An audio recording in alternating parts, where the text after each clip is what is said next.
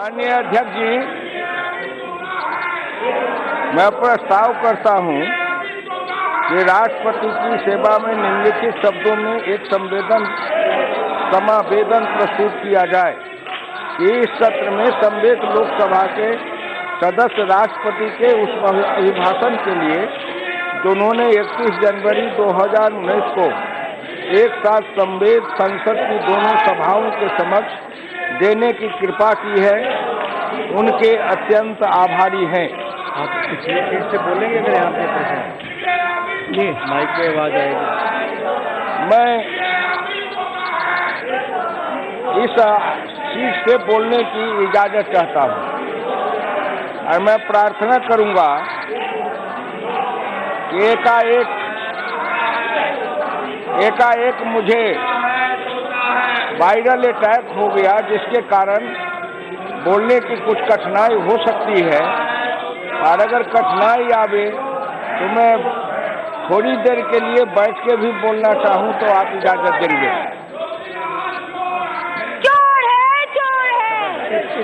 इतने senior member हैं। This is not proper. Please ask her to go. What is this? सदन की कुछ मर्यादा होती है कि नहीं होती है? क्या है ये? मनमर्जी करोगे क्या सब? एक महिला होके नहीं समझती। अध्यक्ष महोदय, ये 16वीं लोकसभा के अंतिम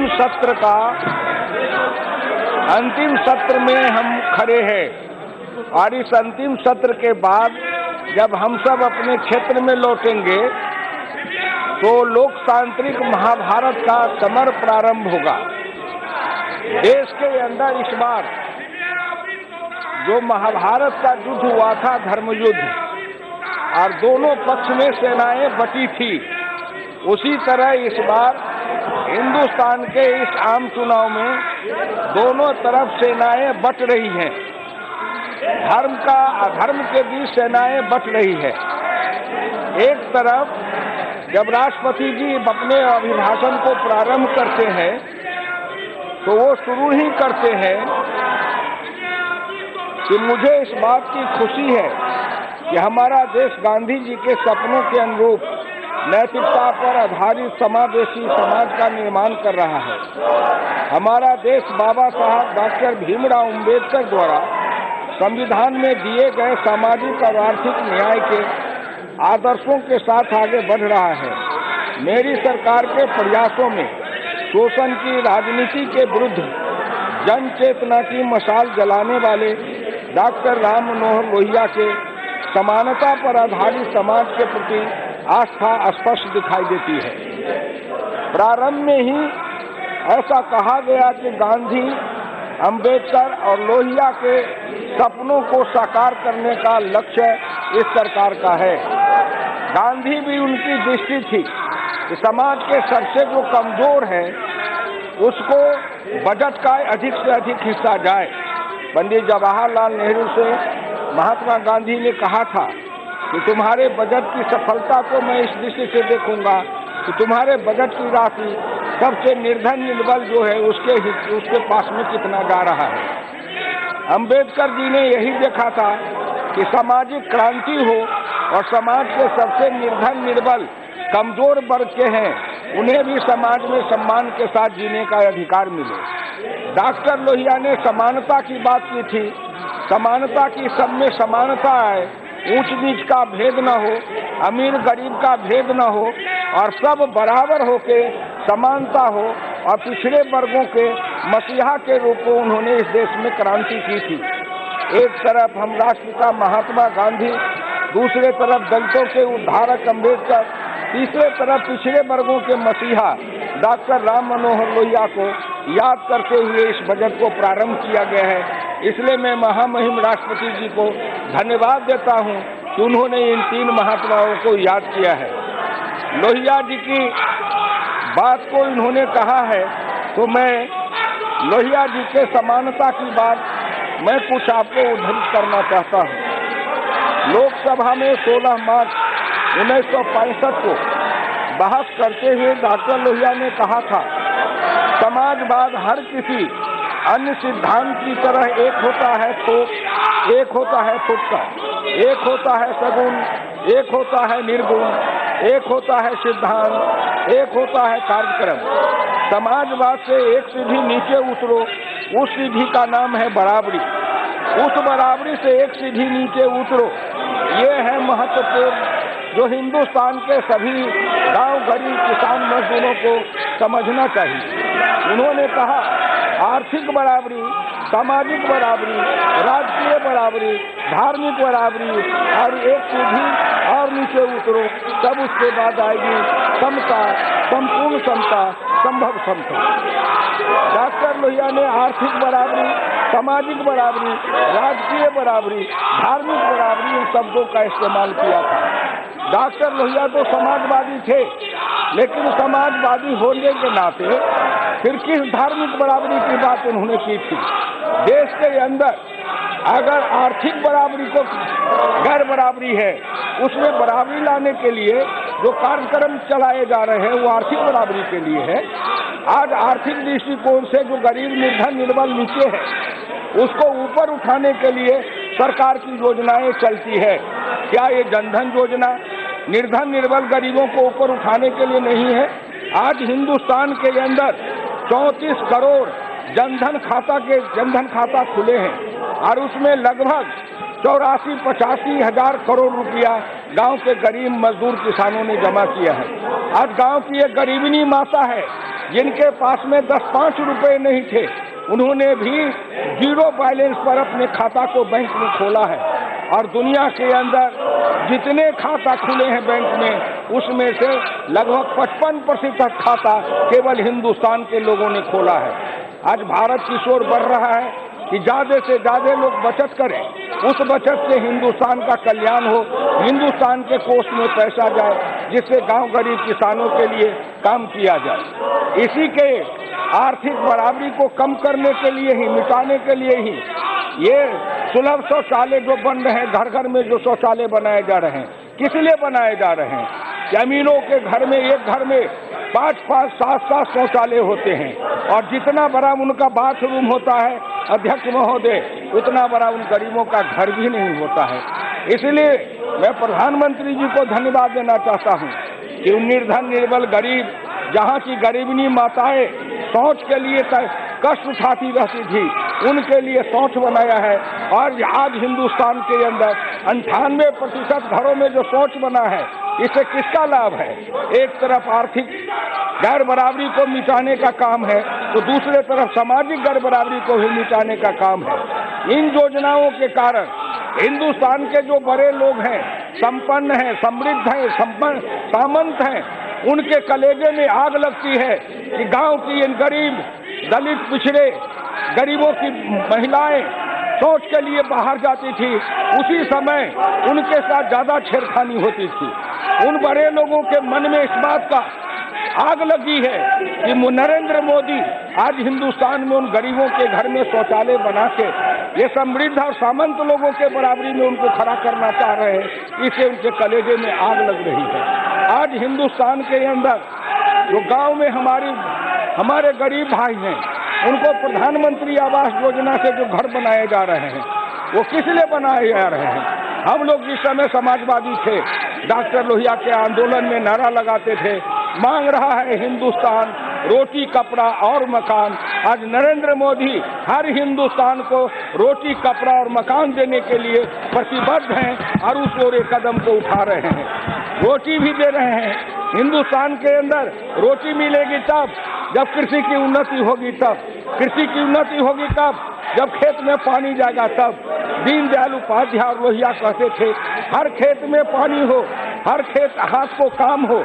जब खेत में पानी जाएगा तो खेतों में हरियाली आएगी, तब उनके चेहरे पर लाली आएगी, उनके घर में खुशहाली आएगी।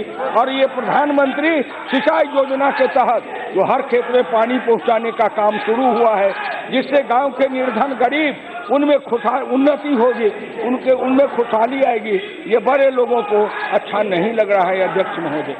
आज हिंदुस्तान में गांव के अंदर जो किसान है, प्रधानमंत्री जी ने अभी सरकार ने घोषणा की है बजट में, किसानों को, हर किसानों को जो लघु सीमांत किसान हैं, 5 एकड़ तक जमीन वाले किसान हैं, सबको 6,000 रुपया साल में दिया जाएगा। अध्यक्ष महोदय, बहुत लोग ऐसे हैं, बड़े लोग जो उपहास करते हैं, कोई कहते हैं 17 रुपया रोज मिलेगा।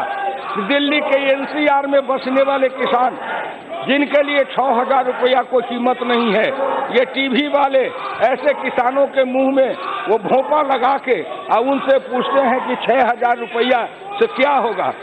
अध्यक्ष महोदय, जो दिल्ली के NCR में हैं, उनकी सारी जमीन चली गई है, कारखाने बन गए। मानेसर के किसान से पूछा गया, मानेसर गांव में मेरी रिश्तेदारी है, वहां किसी के पास में खेती की जमीन नहीं, सभी कारखाने में चले गए, थोड़ी बहुत जमीन है, उनके लिए 6,000 रुपया कोई कीमत है क्या? वो 10,000 20,000 रुपया रोज खर्च करते हैं। लेकिन एक तरफ मैं जिस बिहार से आता हूँ, पूर्वी उत्तर प्रदेश के लोग हैं, या कहीं भी हिंदुस्तान के आसाम में और बंगाल में लोग हैं, या उड़ीसा में लोग हैं, ऐसे गरीब लोग हैं, उन गरीब लोगों के लिए 6,000 कीमत रखता है। उनके घर में खुशहाली आ रही है।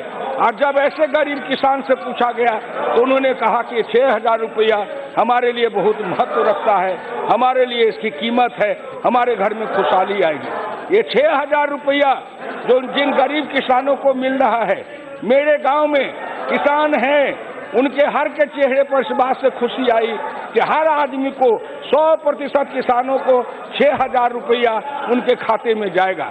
अध्यक्ष महोदय, जो ये खाते में पैसे जा रहे हैं, इन खाते में पैसा जाने के कारण बीच में जो बिचौलिया दलाल हैं, उन दलालों का काम बंद हो गया है।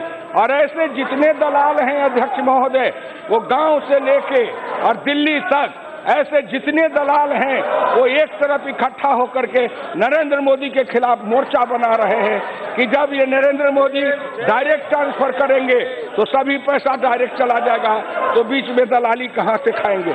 इसलिए मैं आपसे विनम्र प्रार्थना कर रहा हूँ अध्यक्ष महोदय कि आज देश के अंदर जो मैंने कहा कि 2 पक्षों में सेनाएं विभक्त हो रही है, धर्म का युद्ध होने वाला है। मैं हिंदू, मुसलमान, ईसाई, इनके धर्म की बात नहीं करता। धर्म का मतलब है भारत कोई गरीबी से मुक्त हो, हर घर में खुशहाली हो, हर बच्चे को पढ़ाई हो, हर बीमार को दवाई हो। आज जो भारत सरकार ने आयुष्मान योजना के तहत उन गरीबों के लिए 5 लाख रुपया के दवा की जो व्यवस्था की है, 10 लाख लोग आज तक उसे लाभ उठा चुके हैं। ये सारी योजनाएं ऐसी हैं जो बड़े बड़े लोगों को अखरती है। अध्यक्ष महोदय, क्यों ये दोनों तरफ बच रहे हैं? 3 लाख ऐसे फर्जी कंपनियों को सरकार ने पकड़ा है, जो पैसा को इधर से उधर करते थे, इसका पैसा उसको, उसका पैसा उसको, कहीं का ईंट, कहीं का रोड़ा भानुमती ने कुनमा जोड़ा। चोरी का, बेईमानी का, शैतानी का, लूट का पैसा लाते थे और आपस में मिल के उसको खाते में डाल के पचाते थे। सरकार ने उसको पकड़ा है। ऐसे जो 3 लाख लोग पकड़े गए हैं, उनके साथ कौन जुड़े थे? पैसा वाले जुड़े थे, धन वाले जुड़े थे, बेईमान जुड़े थे, देश के लुटेरा जुड़े थे, समाज के शोषक जुड़े थे। इन सबों को आज जब सरकार पकड़ रही है, ऐसे 3 लाख लोग जब पकड़े गए हैं, तो उन सब से जुड़े हुए हिंदुस्तान के अंदर कोई 50-60 लाख लोग बनते हैं। वो सब इकट्ठा हो गए हैं और वो सब हल्ला करते हैं नरेंद्र मोदी को हटाओ। कितनी विडंबना है अध्यक्ष महोदय कि नरेंद्र मोदी देश के सारे चोर, बेईमान, लुटेरा, देश के देशद्रोही इसको पकड़ रहे हैं और दूसरे तरफ वो सारे लुटेरे, बेईमान, आतंकवादी, उग्रवादी, ये सब इकट्ठा होके नारा लगाते हैं चौकीदार चोर है। मान लीजिए चोर करे शोर। इसलिए मेरी विनम्र प्रार्थना है कि उन सब का जो नारा है वो देश के लोगों को गुमराह करने वाला है। मैं विनम्र प्रार्थना करता हूँ कि आज हिंदुस्तान के अंदर आवश्यकता किस बात की है? आवश्यकता किस बात की है? भूखे को रोटी मिले, बिना कपड़े वाले को वस्त्र मिले, बिना मकान वाले को मकान मिले, गरीब के घर में शौचालय बने। इसलिए मैंने प्रार्थना की है कि आज हिंदुस्तान में डॉक्टर लोहिया ने जो कहा था कि आर्थिक बराबरी चाहिए, सामाजिक बराबरी आएगी कब? जब समाज में ऊंच नीच का भेद मिटेगा तब। ऊंच नीच का भेद मिटेगा कब? जब नीचे वाले को ऊपर उठाया जाएगा तब। नीचे वाले ऊपर उठेंगे, ऊपर वाले थोड़ा नीचे आएंगे तो बीच में संतुलन कायम कर बराबर किया जाएगा। नीचे वाले को ऊपर उठाने के लिए ये योजनाएं चल रही हैं, इसलिए आपसे मेरी विनम्र प्रार्थना है कि ये जो योजनाएं चल रही हैं जिससे गरीबों के चेहरे पर खुशहाली आ रही है, उनके घर में खुशहाली आ रही है, उनको क्या पता जो 100 कोठी के बंगले में रहते हैं, उनको क्या पता 100 कोठी के बंगले में रहते हैं, उनको बिना मकान वाले को क्या पता? प्रधानमंत्री आवास योजना से उनको जो मकान मिल रहा है, उनके समझ लीजिए। मैं विनम्र प्रार्थना करूंगा कि मैं 1977 से संसद का सदस्य रहा। आज तक मैंने न कभी असंसदीय शब्द का उपयोग किया। आज भी मैं ये कह रहा था कि हिंदुस्तान के अंदर दो पक्षी सेनाएं आज चुनाव के मैदान में खड़ी है। जैसे कुरुक्षेत्र के मैदान में धर्म और अधर्म के बीच की सेनाएं खड़ी हुई थी, उस क्रम में मैंने कहा एक तरफ हिंदुस्तान में जो ये 3 लाख फर्जी कंपनी वाले पकड़े गए, ये जो 22,000 सीए इधर से उधर पैसा करते थे, ये जो नोटबंदी के समय नोट की चोरी करने वाले पकड़े गए, ऐसे जो लोग पकड़े गए वो सब आज इकट्ठा होकर के एक जमात बना रहे हैं। आतंकवादी उग्रवादी सब जमात बना रहे हैं और प्रधानमंत्री के खिलाफ नारा लगा रहे हैं। जिन्होंने देश को लूटा, जिन्होंने देश को बर्बाद किया, आज वो प्रधानमंत्री पर आरोप लगाते हैं कि प्रधानमंत्री चोर है। मैं इस सदन के नारा को थोड़े किसी को कहा, माननीय सदस्य हैं, उनकी अपनी मर्यादा है, उनके अपने शिष्टाचार हैं और उनके मर्यादा और शिष्टाचार यही कहता है, तो मैं उसमें कौन हूँ जो इनको रोकने वाला? रोकने के लिए आप रोकने के लिए आप स्वयं काफी हैं। अध्यक्ष महोदय, मैं सामाजिक बराबरी की बात कर रहा था। सामाजिक बराबरी का मतलब क्या होता है? जो नीचे निर्धन है, सामाजिक बराबरी की बात श्री कृष्ण ने किया था कि उन्होंने एक मालिन जो कुबड़ी थी, कुब्जा, उसको उन्होंने उठा के सुंदर बनाया। उन्होंने सामाजिक बराबरी की बात की थी। एक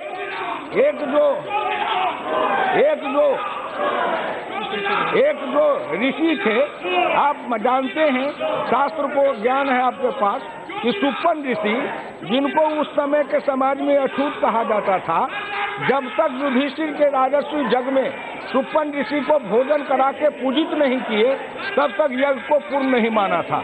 आज नरेंद्र मोदी जब सामाजिक सम्मान इसी को कहते हैं ना, आज जो उन्होंने कहा है कि राष्ट्रीय सम्मान लोगों को दिया गया, राष्ट्रीय सम्मान दिया गया, तो अगर भारत रत्न नानाजी देशमुख को, हजारिका को और प्रणब मुखर्जी, आदरणीय प्रणब मुखर्जी को दिया गया, अध्यक्ष महोदय मैं विनम्र करता हूँ, भारत रत्न होकर प्रणब मुखर्जी किसी टीवी पर किसी कंपनी का माल बेचने नहीं जाएंगे।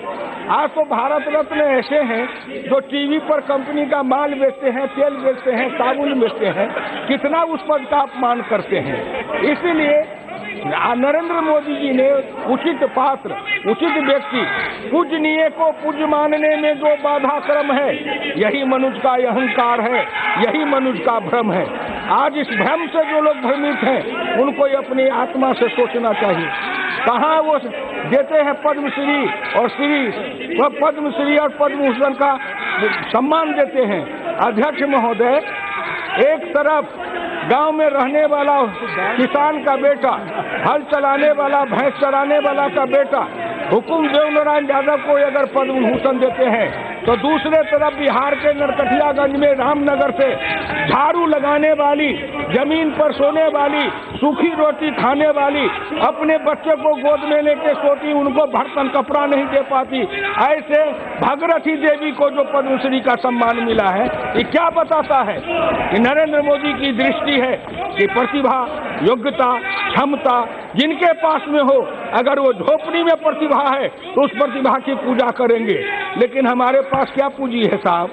हमारे पास तो अपने पसीना और पुरुषार्थ की पूंजी है। न मेरा बाप राजा, न मेरी महारानी, न मेरा नाना राजा, न मेरी नानी राजी, न मेरा दादा राजा, न मेरी दादी राजी।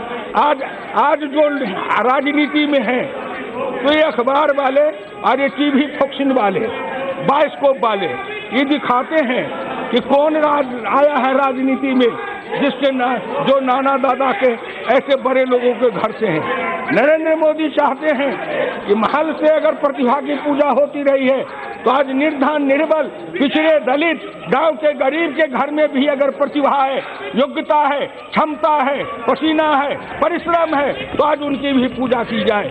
अगर गांव के निर्धन, निर्बल, गरीबों की पूजा कर रहे हैं तो क्या अनर्थ, अन्याय कर रहे हैं। इसलिए मैं आपसे प्रार्थना करता हूं, कहाँ तीजन बाई आदिवासी लोकगीत में महाभारत गाने वाली, आज उसको अगर पद्म विभूषण दिया गया है तो क्या अनर्थ हुआ है। आज उत्तर प्रदेश के वाराणसी से हीरालाल यादव जो बिरहा गाते हैं लोकगीत, उनको सम्मानित किया गया है। मैं पूछना चाहता हूं, इतने दिनों तक हिंदुस्तान में राज रहा, उस सरकार के समर्थन में आदरणीय मुलायम सिंह यादव भी रहे और दूसरे लोग भी रहे, क्या कभी उनकी दृष्टि हीरालाल यादव जैसे एक साधारण गरीब अहीर के ऊपर में गई थी क्या?